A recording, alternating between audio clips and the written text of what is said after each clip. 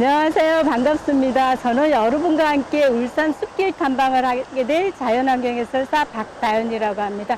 오늘은 그 첫 번째 길로 남산사에서 시작해서 남산 솔마루길 걷기를 할 텐데요.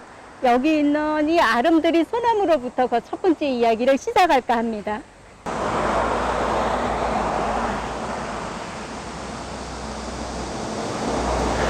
이 아름드리 소나무 참 멋있죠.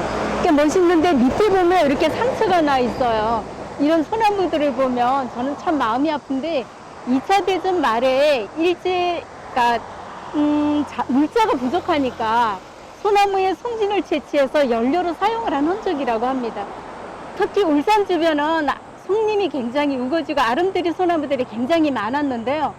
거의 다 잘려나가거나 일부 남아있는 아름드리 소나무들도 보면 이렇게 생채기가 나 있는 경우가 굉장히 많습니다.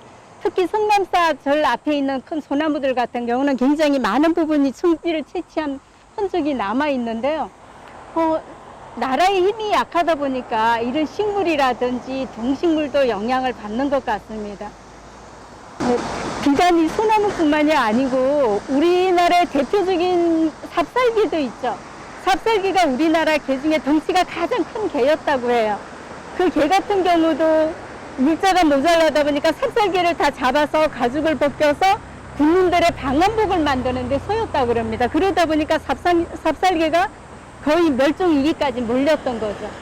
그러니까 그런 것들이 동물이라든지 식물에 보면 우리 아픈 역사들이 그냥 남아있다는 걸 알 수 있고요.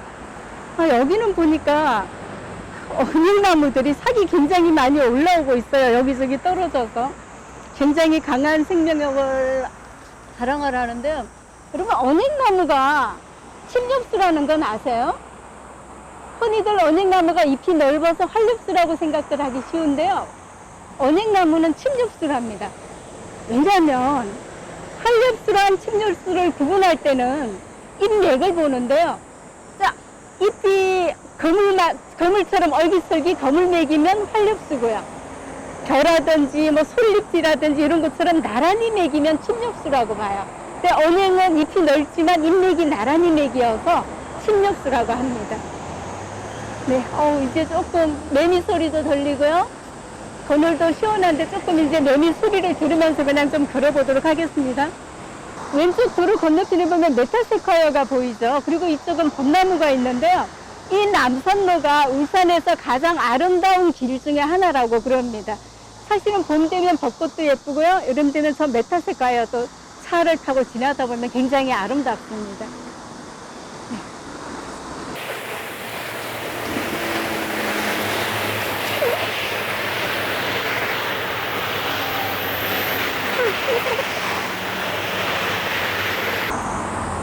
사실은 산에 이렇게 경사면을 보면요. 굉장히 식물이 다양해요. 그냥 이렇게 막혀 있으면 잘 안 보이지만 여기 이렇게만 봐도 수십 종의 나무가 그냥 보이거든요. 생강나무도 있고 국수나무, 마도 있고요. 그리고 지금 보면 청가시 덩굴도 있고 벚나무도 있고 불피나무도 있고요. 이렇게 숲이 종이 다양하면 많은 생물들이 함께 어우러져 살 수 있어요. 가쁜 숲들은 종이 하나뿐이면 예를 들면 독일의 흑림 같은 경우는 보통 조용하잖아요. 들어가면 하늘이 안 보일 정도로 어두워서 숲이 우거져서 흑림이라고 부르지만 거기는 가면 조용해요. 왜 그러냐면 나무가 한 종류밖에 없을 때는 다양한 동물들이 살 수가 없어요. 왜냐하면 동물들마다 먹이도 다르고 어떤 먹이원이 있어야지 곤충도 있고 그 곤충이 있어야지 새도 있고 그런데 흑림 같은 경우는 독일 가뭄비나무 한 종뿐이라고 그럽니다. 녹지로서의 가치는 굉장히 많지만 여기는 그 이외에 생명이 살아 숨쉬는 곳이 되기는 어려운 거죠. 단일종이기 때문에.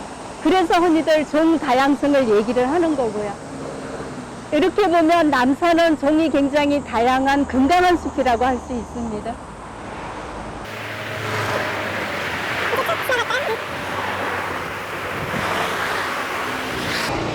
건너편에 보이는 심리대숲도 시원해 보이죠?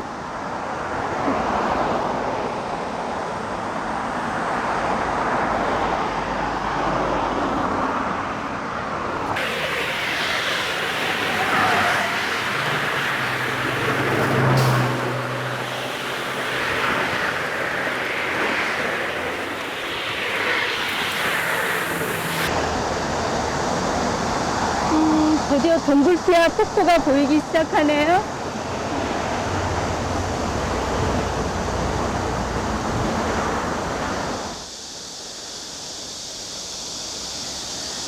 드디어 남산으로 올라가는 비밀의 문에 도착했습니다. 숨겨진 길로 들어갈 건데요. 여기는 잘못하면 입구를 놓치기가 쉬워요. 들어가 보도록 하겠습니다.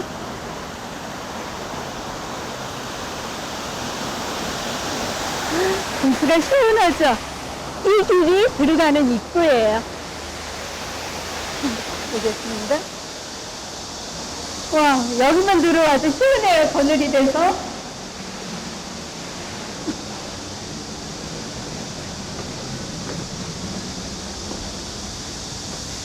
힘드시면 여기 잠깐 앉으셔서 쉬셔도 되고요.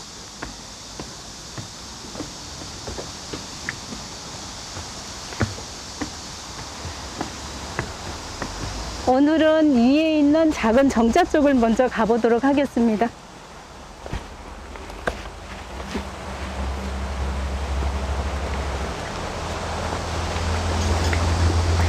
지금 올라가는 데는요, 비녀봉이라는 곳이에요.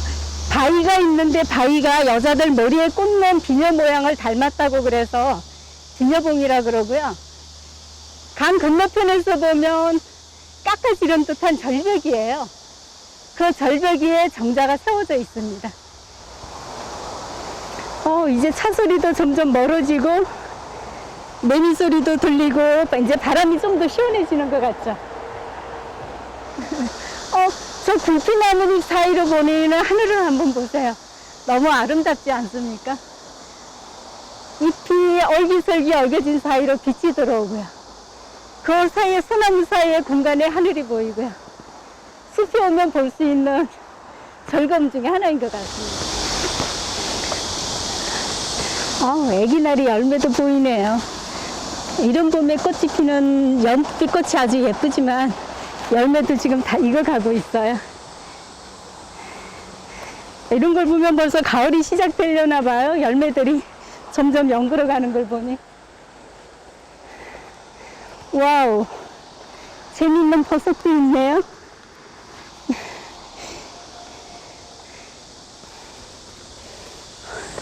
벌써 들꽃나무도 열매가 꽤 자랐네요.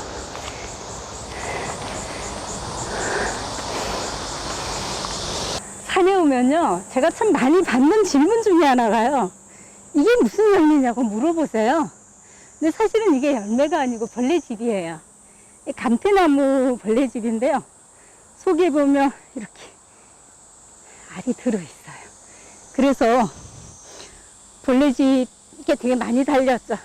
열매 아니고요. 그리고 이게 울산 주변에서는 아주 흔히 볼 수 있는 나무 중에 하나예요.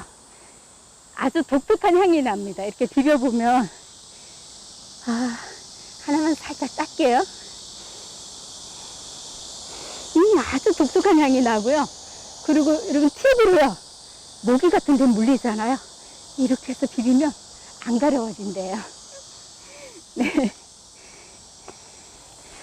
자, 가볼게요.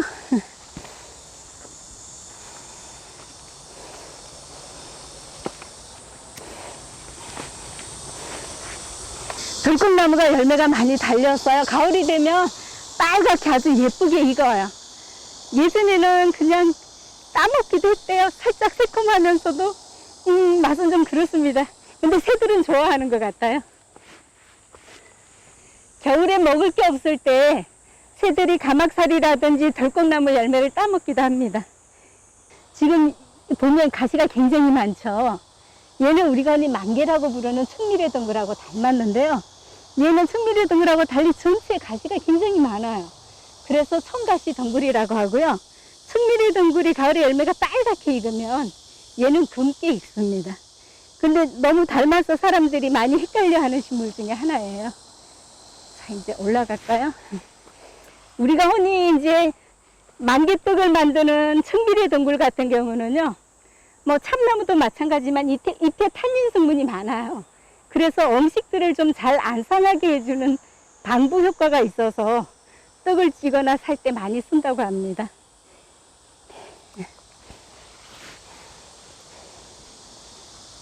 이제 드디어 저기 나무 사이로 정자가 보이기 시작했어요. 이제 조금만 더 가면 쉴 수 있어요. 드디어 나뭇잎 사이로 강물이 보이네요. 신리대밖에도 보이고 맨 멀리 태화로도 보입니다. 정자 있는 쪽에 가면 탁 트여서 훨씬 더 잘 보일 거예요. 힘내서 조금만 더 올라가 볼게요. 드디어 정자에 왔어요. 근데 비내정이라고 그러는데요. 자, 계단으로 올라가서 천천히 한번 보도록 하겠습니다. 드디어 붉은빛 소나무도 보이고요. 여기 가장자리에 서면 탁 트인 공간이 보일 겁니다. 자, 가볼까요? 드디어 오늘 첫 번째 목적지 비내정에 도착했습니다. 여기로 올라가서 보면 강이 흔히 내려다 보일 텐데요. 한번 보도록 하겠습니다. 여기는 신발을 벗고 올라가야 된대요. 이렇게 보면요. 와. 네. 저기 멀리 태화루가 보이고요. 그 앞쪽으로는 신리대밖교가 보이고요. 아래는 신리대숲, 그리고 저쪽에 언하수교도 보이고요. 자, 저쪽 끝으로는 멀리 이제 삼호교까지 보입니다. 여기서 대학국간 국가정원 전체를 조망할 수 있고요. 어떠세요, 여러분? 탁 트여서 시원하지 않나요? 울산의 9시가지 전경이 한눈에 다 들어옵니다. 여기에서 보면요. 그리고 저기 멀리 3호 철새공원 쪽도 보이네요. 백로며 외가리들, 그리고 겨울에 갈가마기, 떼까마기들이 오는 철새공원도 다 내려다 보이네요. 예, 여기 제가 저 삼산에 사는데 그 마을버스 타고 매일 여기 옵니다. 여기 오는 이유는 첫째 경치가 좋으니까 시기도 좋고 바람도 많이 불고 하니까 여름에 보내기 참 좋습니다.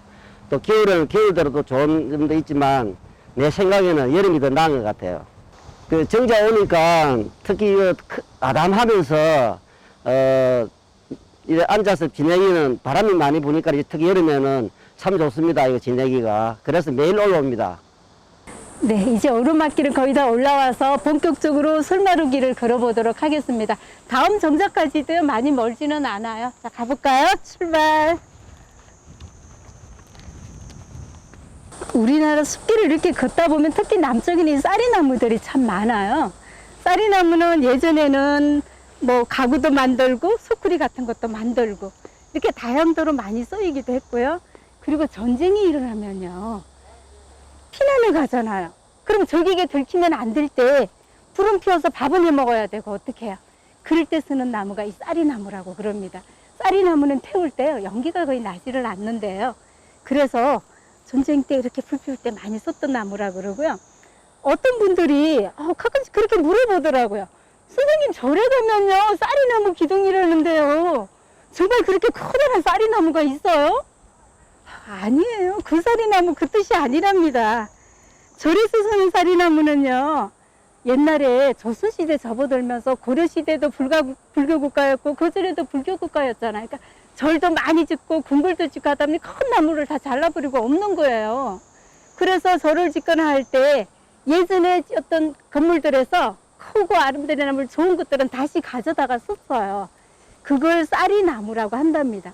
스님들 이렇게 화장을 하면, 다비식을 하면 쌀이가 나오잖아요.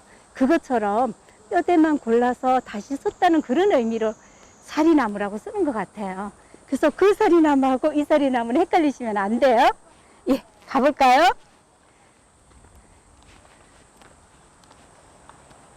여기 보니까요. 아까 밑에 청가시 동굴 봤죠? 여기는 천미래 동굴 열매가 달려 있어요. 둥글둥글 한번 보세요. 예쁘죠?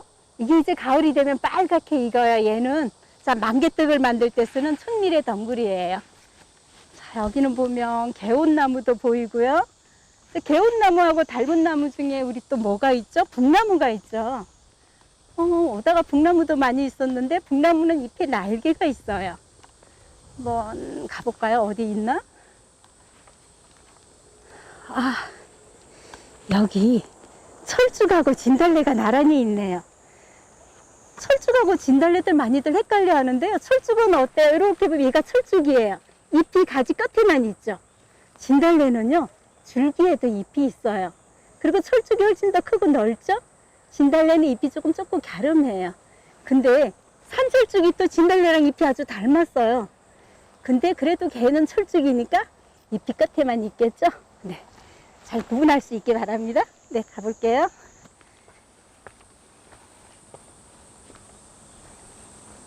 아, 역시 솔마루길답게 솔바람이 시원하네요.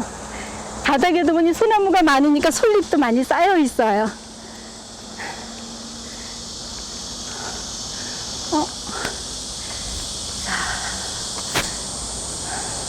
아까 올라오다 들꽃나무 봤잖아요. 걔는 열매랑 잎이 약간은 처졌잖아요. 근데 얘는 꿋꿋하죠.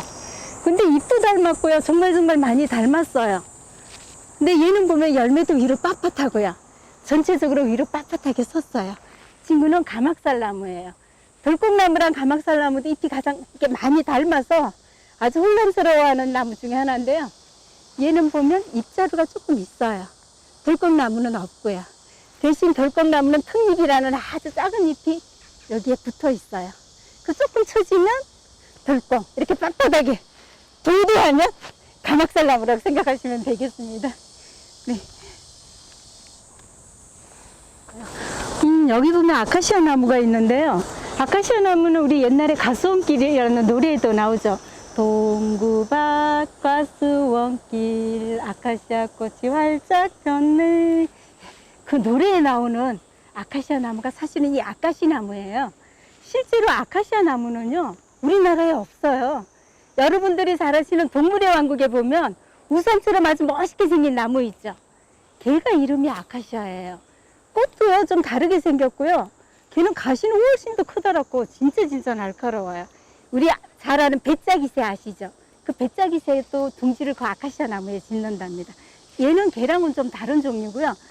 얘는 지금 우리 어릴 때는 이거 줄기 따서 막 파만 놀이도 하고 잎 따기 놀이도 하고 아주 재미있게 많이 가지고 놀았는데요. 언제부턴지 사람들이 이 아카시 나무를 막 싫어했어요.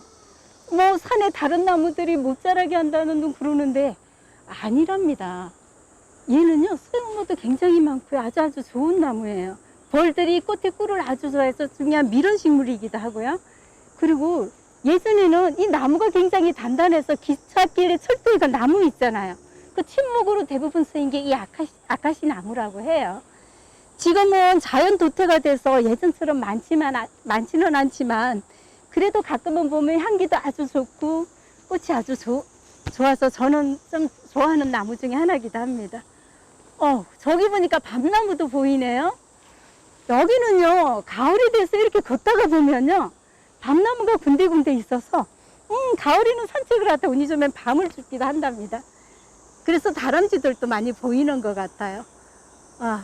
더운 날이지만 이렇게 나뭇잎 사이로 푸른 하늘을 보니 마음이 더 시원해지는 것 같아요. 예, 다시 한번 가볼까요?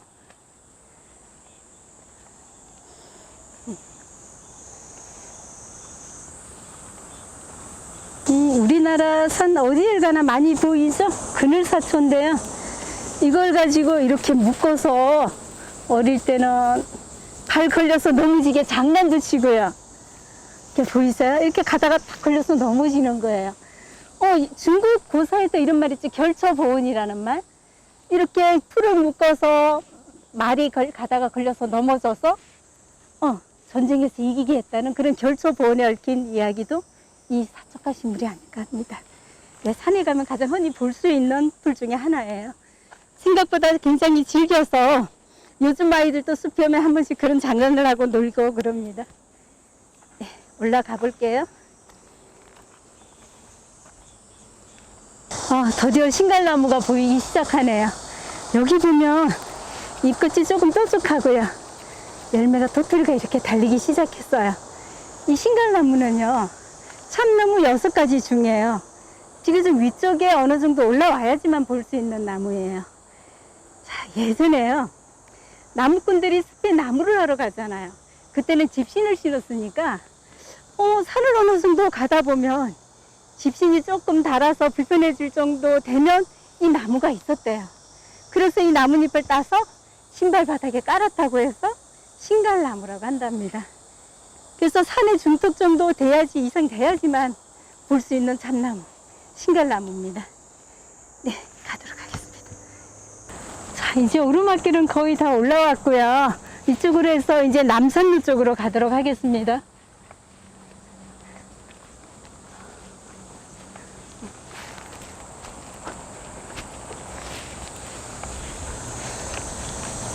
여기는 바닥에 이제 야자줄기로 만든 그게 깔려 있네요.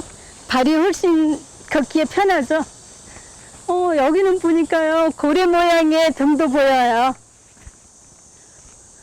와, 참나리꽃이 피었어요. 점점점 얼굴이 깨순이에요. 그리고요, 주화도 달렸어요. 이 주화는요, 참나리만의 특징이에요. 씨앗은 아니지만 씨앗처럼 심으면 싹이 자라서 나중에 꽃이 피게 되는 거랍니다. 요즘 참나리가 한창 때인 것 같아요. 여기는 조리대도 보이네요. 조리대는 우리가 산에서 가장 흔히 볼 수 있는 대나무 중에 하나죠. 산에서 주로 자라서 산죽이라고 부르기도 하고요. 옛날에 이걸로 조리를 많이 만들어서 조리대라고 부릅니다. 여러 가지로 많이 쓰이는데 이 대나무들이요, 사실은 북쪽 지방에는 없는 식물이에요. 난대성 상록수다 보니까 예전에는 대구만 가도 대나무 보기가 어려웠어요. 근데 이제 지구가 점점 온난화가 되어가면서 점점 북상을 하고 있는 식물 중에 하나입니다. 울산하면 대나무죠. 심리대숲도 있고요. 바닷가 쪽에는 이대로 유명하죠. 여기는 산축이 이렇게 많은데 바닷가 쪽으로 가면 우리가 흔히 신이대라고 말하는 이대가 많아요. 그래서 옛날에는 조선시대는 해안가에 이대가 많은 지역의 주민들은 참 힘들었을 것 같아요. 왜냐하면 이대가 화살을 만드는 주 재료였거든요. 그러다 보니 이 주민들이 그 화살을 다 만들어서 바쳐야 됐잖아요. 그래서 가장 힘든 노역 중에 하나였다고 합니다. 그래서 울산은 저기 바닷가 쪽에 가면 세죽이라는 지명도 있죠. 신라시대에 전설에 얽힌, 대나무에 얽힌 전설이 있는 세죽이라는 지명도 있고요. 그리고 여러 가지 다양한 대나무들이 굉장히 많기는 하지만, 울산하면 심리대숲이 있던 세죽에 있는 이대도 유명하다고 생각합니다. 네, 가시죠. 군데군데 이렇게 키 작은 고래 모양의 가로등도 예쁘죠. 가로등이 키가 크면 식물이라든지 동물의 밤에 영향을 줄까봐 이렇게 키 작은 난쟁이 등으로 만들었다고 합니다. 네, 가보겠습니다. 남산로까지 이제 0.3km밖에 안 남았네요. 금방 갈 것 같아요. 갈까요? 네, 여기 보이는 오솔길은요, 범글길이라고 하는데 옛날 지명으로 바위가 굴처럼 생겨서 붙여진 이름이라고 해요. 여기 가면 오솔길이 작아서 아주 예쁩니다. 다음에 기회 되면 여기도 한번 가보시면 좋을 것 같아요. 와우, 길에 이렇게 나무 뿌리도 길게 뻗어 있네요. 나무도 여기 뿌리 굉장히 길죠. 나무의 뿌리는요, 위에 잎이 벌어진 만큼 나무 뿌리도 벌어진다고 그래요. 그래야지 나무가 바람에도 안전하게 버티고 서 있을 수 있겠죠. 또 실제로 나무는 우리가 보는 것보다 훨씬 넓은 뿌리를 가지고 있다고 생각하면 되겠습니다. 네, 갈게요. 노란색 고래도 있고요, 파란색 고래도 있고요. 길가에 가면서 이렇게 예쁜 고래 모양 가로등을 보는 것도 재미있네요.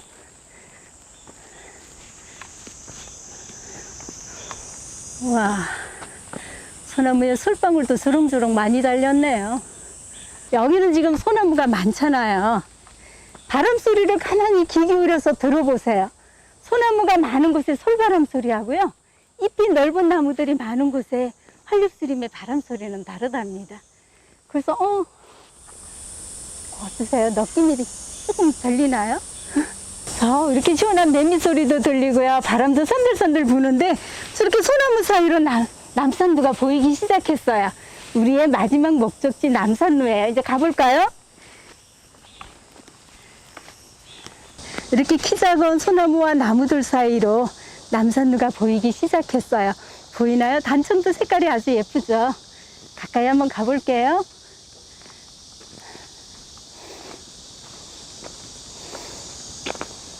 점점 터인 쪽으로 가니까 바람이 점점 더 시원해지고 있어요.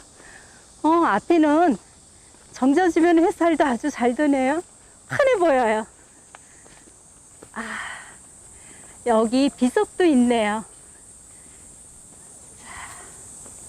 어떠세요? 숲길을 꾸불꾸불 돌고 솔바람, 갈바람을 쏘이면서 지금 드디어 남산루까지 왔는데요. 오니까 여기 어눌봉이라고 써져 있어요. 이 봉우리는요, 남산 12봉 중에 마지막 봉우리인 어눌봉인데요.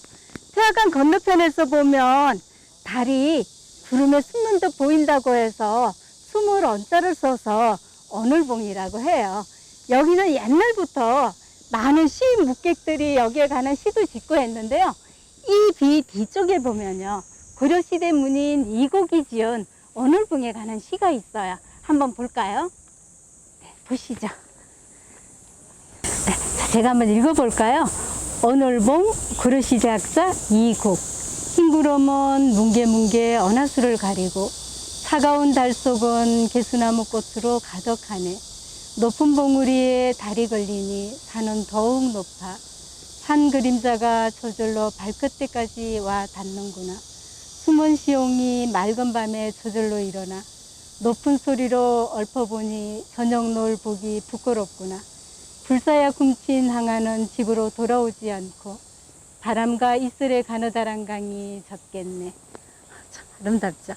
여기 태화강을 바라보면서 이렇게 멋진 시를 지었나 봅니다. 여기서 내려다보면요, 선이 아름다운 태화강이 보이고요. 멀리 하물산도 동대산도 보이고요. 오늘 구불구불 오솔길 따라 솔바람 쏘이며 함께 걸었는데요. 마지막으로 이렇게 남산까지 올라오니 이렇게 아름다운 태화들도 보이고 푸른 강물도 보이고요. 저기에 멋있는 남산 위에 소나무 두 그루도 보이네요. 어떠셨어요? 좋으셨나요? 저는 오늘 여러분과 함께여서 참 즐겁고 좋은 시간이었습니다. 남은 시간들도요, 자리에 쓰시면서 함께 행복한 시간들 만들어 가시기 바랍니다. 저는 여기까지 하겠습니다. 감사합니다.